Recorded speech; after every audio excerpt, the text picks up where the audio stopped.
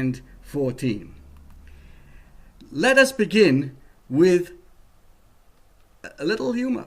Little Abi fell asleep during the rabbi's Shabbos morning sermon. What else is new? When he woke up, he tugged at his father's sleeve. He says, "Dad, has the rabbi finished?"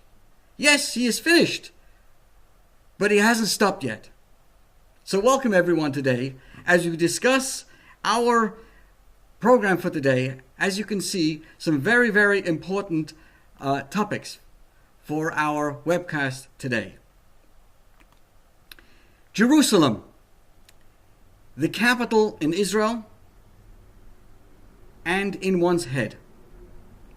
Shavuot, the holiday of Shavuot is coming up. Got milk.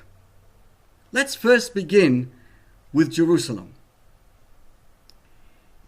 This week, we mark the anniversary of a legendary Six-Day War.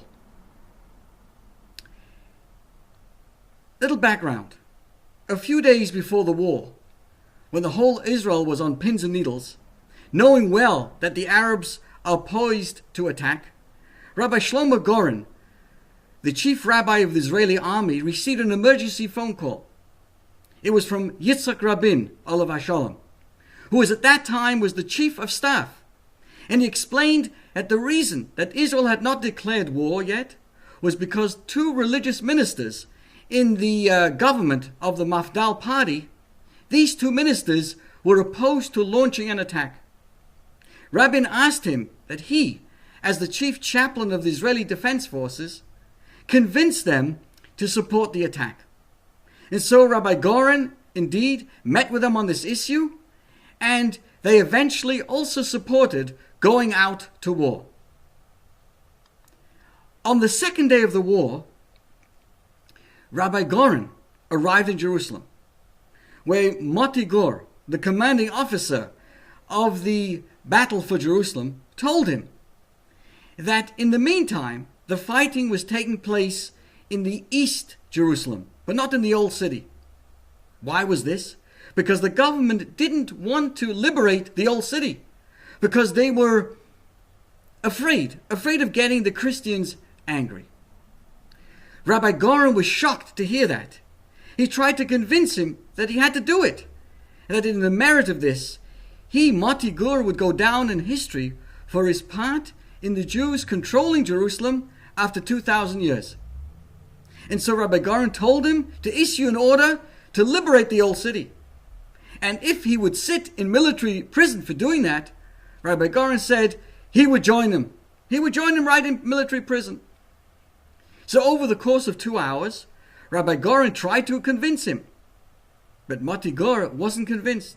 He said, "Listen, Rabbi, I'm a soldier. I only follow orders." Rabbi Goren then went to meet with the official secretary of the prime minister, who at that time was Levi Eshkol, and convinced him to influence Prime Minister Eshkol to change his mind. So the next morning, there was indeed a government meeting at which they decided to liberate the old city. Rabbi Goren immediately ran to join the first soldiers who burst into the old city. He ran directly into fire with a shofar in his hand. Because in the Torah it's written that when you go out to war, and I quote, "You shall blow the teruah with the trumpets and be remembered before Hashem your God, and thus you would be safe from your enemies." That's what the Torah tells us. And so Rabbi Goren believed that by blowing the shofar, this would also help with the victory.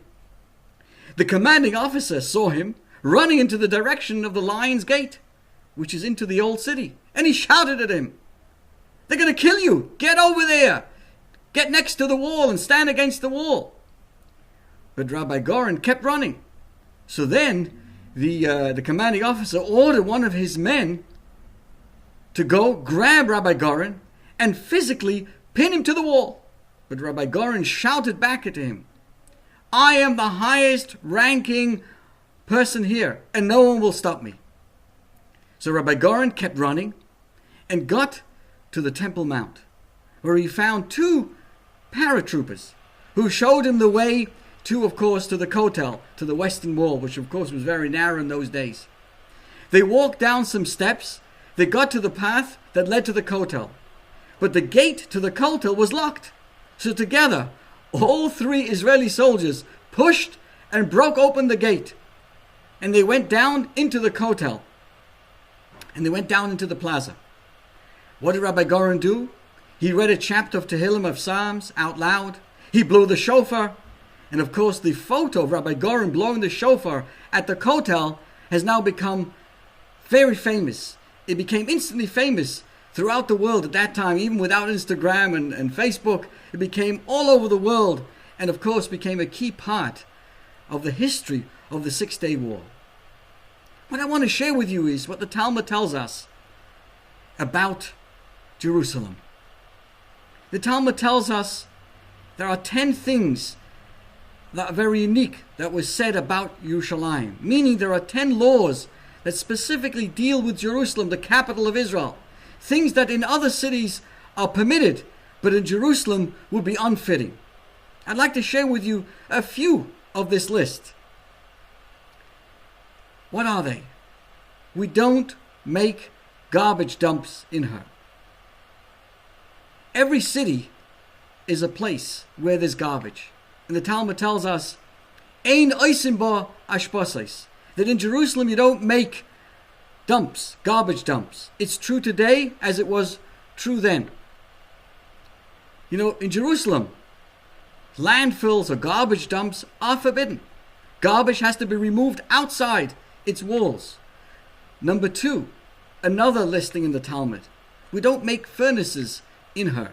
In Jerusalem, in Yerushalayim, you don't build Ein oisin ba kavshonos. We don't make bonfires, foundries, or furnaces, or crucibles, or cauldrons. Why is that? You can't make bricks or anything that needs a furnace in Jerusalem, because such facilities produce black smoke and dirty the air of Jerusalem. Today, this idea that we need to keep the air clean and reduce pollution and use green energy or clean technology is something, look, that everybody was talking about. Everybody's talking about it today. But this is what was part of Jerusalem, part of the laws of Yerushalayim over 3,000 years. The third important law that relates to Jerusalem, you don't make gardens or orchards in her. In Yerushalayim, ein oisin ba ganos upardosos. Gardens are not planted. One of the reasons for this is that gardens need to be fertilized, and fertilizer smells, while the holy city needs to have a pleasant aroma. But as with every rule, there's always an exception to the rule. And the one things that you are allowed to grow in Jerusalem, we're talking about in the old city, is the grasses and the reeds that were needed for the ketores, which was the incense, which was used as part of the Beis HaMikdash, part of the Holy Temple. And the fourth thing I share with you today is about Jerusalem. We don't lay the dead to rest in her. This is very interesting. The Hebrew it reads, Ein malinin ba es hames. This is a Jewish law. First, we talk about within the walls of the old city, you'll notice there are no graves. People are not to be buried in Jerusalem. Har HaZeisim, the Mount of Olives, which is the closest cemetery to the Temple Mount, is located outside of the city. During the 1948 War of Independence, several Jews were actually buried in the old city out of necessity. But after the Six-Day War, those graves were moved outside of the city. But here too, we have an exception to the rule. The graves of King David and Huldah, the famous prophetess. But what the Talmud is telling us is more than that. Not only do we not bury the dead in Jerusalem, there's no cemeteries in the old Jerusalem, but we also don't let a deceased person lay in state overnight. In other words, if a person should unfortunately pass away in Jerusalem before nightfall, that very day, before it gets dark, he's immediately buried. If someone is brought from out of the country, as a case that I recently was involved in, someone passed away in America, was flown to Israel, but arrived in Jerusalem at nightfall. They didn't wait till the next day. They buried the person right away, because no one who's passed away is allowed to be buried in Israel or to be even laid in resting overnight. Why is that? Because life symbolizes the connection to God, and the opposite of life, death, symbolizes a disconnection from God. Hashem, who is the source of all life. And so Jerusalem, the capital of Israel, which is the source of our lives, cannot tolerate anything which is the opposite of life. And I share with you what the Lubavitcher Rebbe emphasized many times of the greatness of Yerushalayim, of Jerusalem.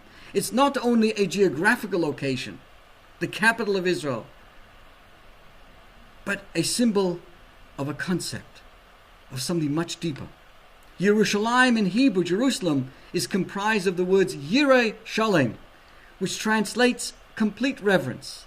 This means that every one of us needs to make his 4 cubits, so to speak, his own personal space into Jerusalem, his home, his personal life. There should be an aspect of Jerusalem permeating every level of our life. So the same laws that apply to the physical Jerusalem, as we've been discussing, apply to each individual's personal Jerusalem, our own spiritual Jerusalem that we have within ourselves. And what are they? Again, we don't make garbage dumps in her. This means that in one's own person, we have to see that in our own home, and more so in our own head, there is no place for spiritual garbage. We would call this brain pollution. Sometimes we hear too much negative news, all kinds of troubles happening on the other side of the world. Things that don't affect us, and which we do not have the capacity to change. And by knowing all this stuff, they will just give us anxiety and pressure. So we all need to take pains that our heads and our hearts are not cluttered with disposable items. Let's move further. What makes Jerusalem physically so beautiful and important? We don't make furnaces in that. How does it apply to our own physical, our own spiritual space that we have within ourselves? Because every one of us carries the holiness of Jerusalem inside of us. What did the Talmud tell us? We don't make furnaces in her. Human nature is that we frequently think about things that get us angry. So much so, as the expression is, we get angry that smoke comes out of our noses. As Rashi points out, through anger, the body heats up and smoke comes out of the nose. I don't think he literally means smoke, but rather when a person's angry, he has heated vapors, he's deepening, his breath.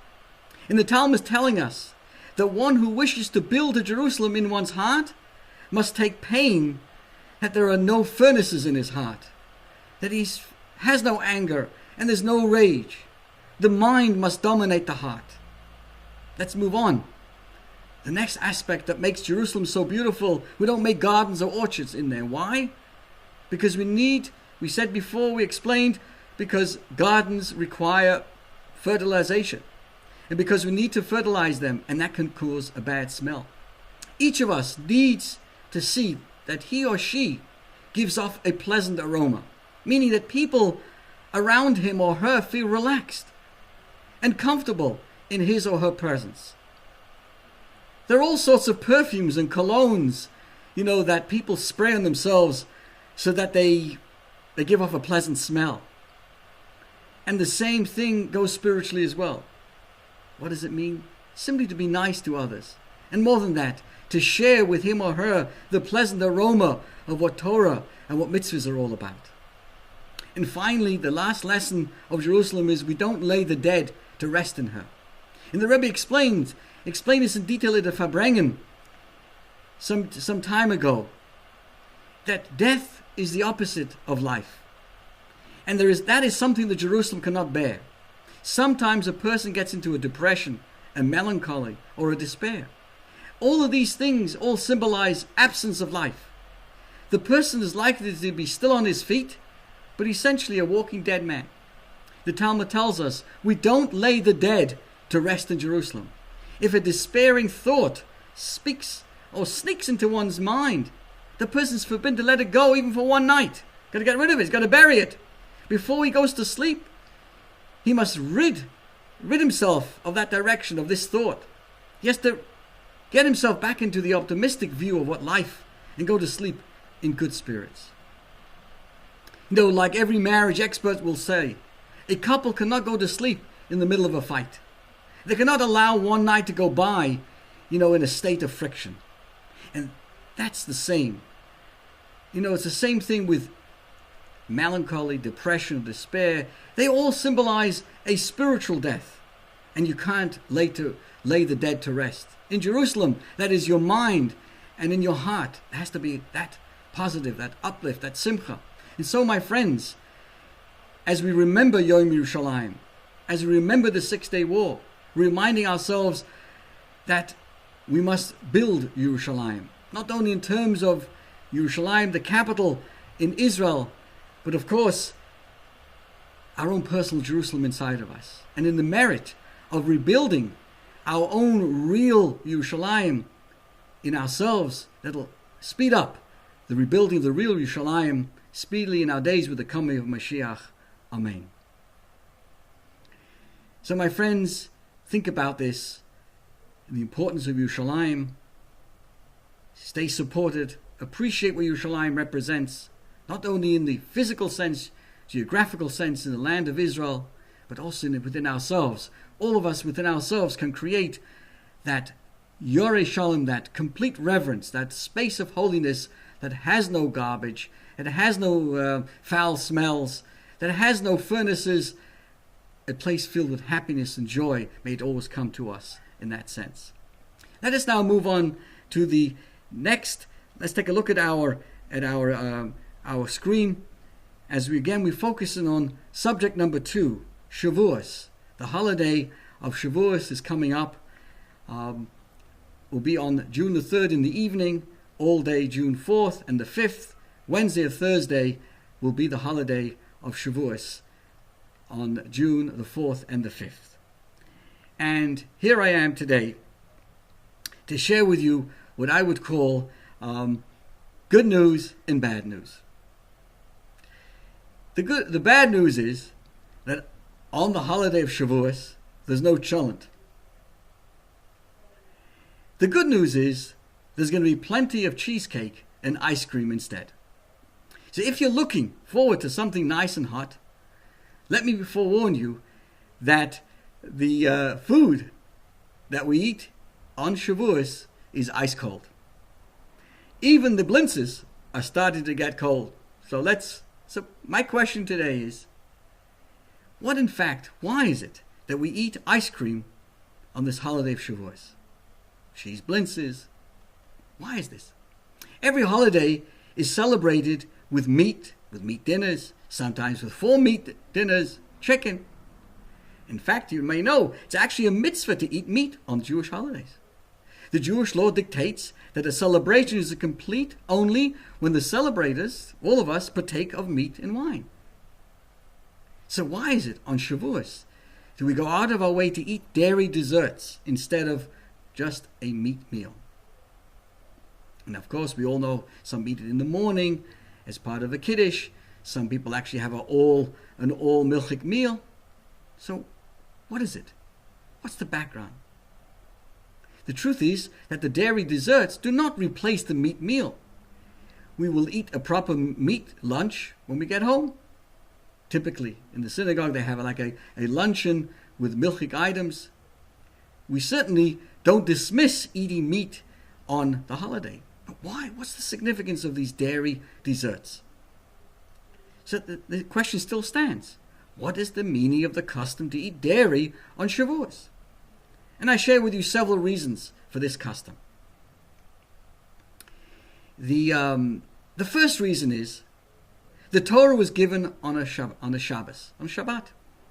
Before receiving the Torah, the Jewish people were permitted, like every other nation, to eat meat of any animals, as they had not been given the laws of kosher yet, before the Torah was given.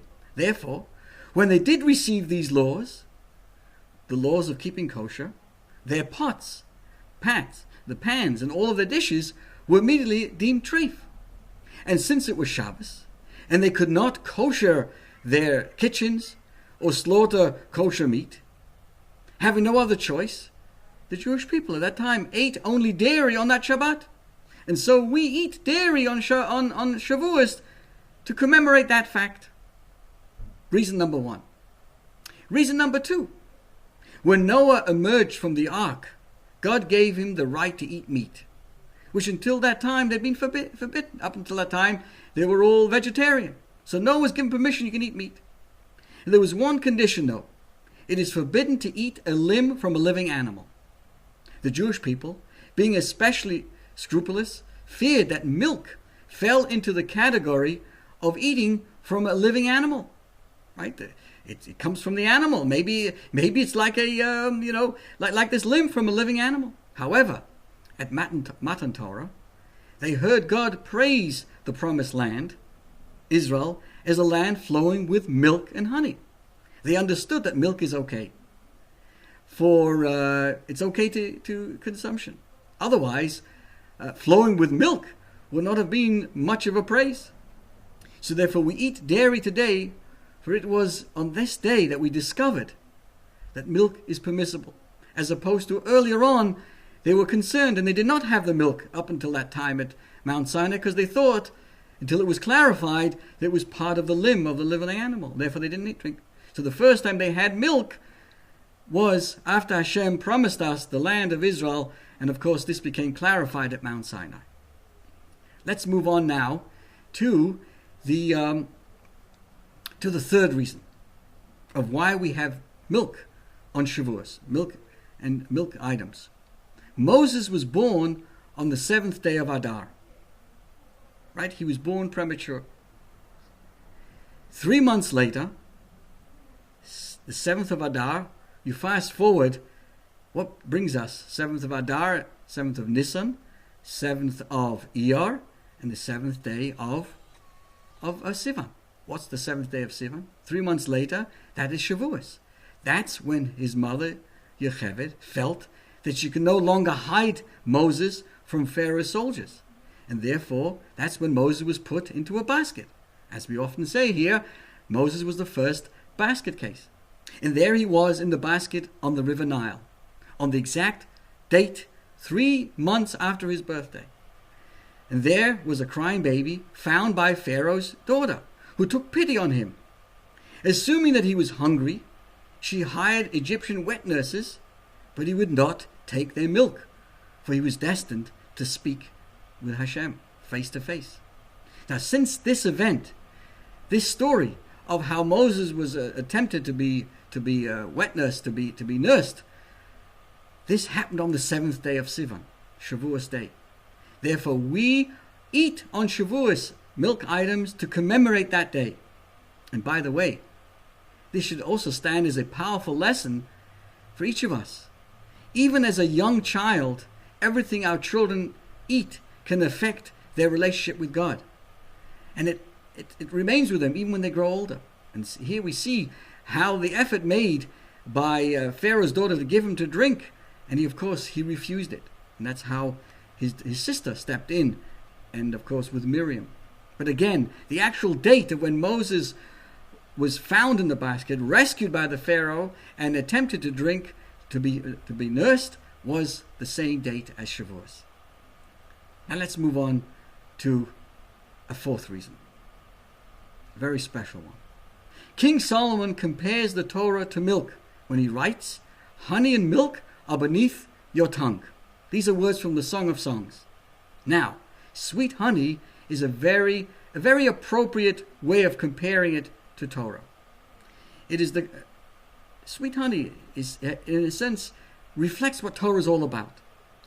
It is the custom that at a child's first haircut, we smear honey over the letters of the alphabet, and as the child reads them, we allow him to lick up the honey. Why is that? To emphasize, to bring home that the taste of Torah is very sweet. But what is so special about milk that it should be compared to the Torah? The answer, of course, is that every creature, human and animal, at birth needs the milk of its mother in order to survive. A mother's milk has all of the vitamins and the nutrients that the child would need to grow strong and healthy throughout his or her life. Try as they might, no one has been able to create a formula that's equally effective. These days, every doctor will encourage new mums to breastfeed their babies for as long as possible. And they say that on average, babies raised on mama's milk develop much better than others. And so, dear friends, as we prepare ourselves for Shavuot, dear friends, the Torah is the milk of the Jewish people. In it are all the nutrients that we need to survive in this world with all the craziness. All of us, throughout the generations, have tried many ways to substitute ideas for Torah, be it communism, capitalism, liberalism. But finally, today, we have come to the realization that none of these isms can really quite take the place of Torah. You just can't replace mama's natural milk. And so, as we prepare for the holiday of Shavuot, the custom is to have the milk, to remind ourselves how Torah so clearly, so beautifully is the milk, the nutrients, and all that we need in our life. And therefore, dear friends, as we see and as we prepare ourselves, please remember Jerusalem. Please remember the importance of it staying safe and protected as the capital of Israel. Please remind ourselves how we all ourselves have a Jerusalem. We have that space in our minds, that holiness that reflects the holiness of Jerusalem, and we must create a warm place, a clean place, a holy place. And of course, with the holiday of Shavuot, we're reminded how important our role is in our mission on bringing goodness and kindness to the entire world. May we merit very, very speedily the completeness of Jerusalem, the completeness of Israel, completeness of peace around the world with the coming of Mashiach. Thank you, and all the best, and have a great week, and Chag Sameach.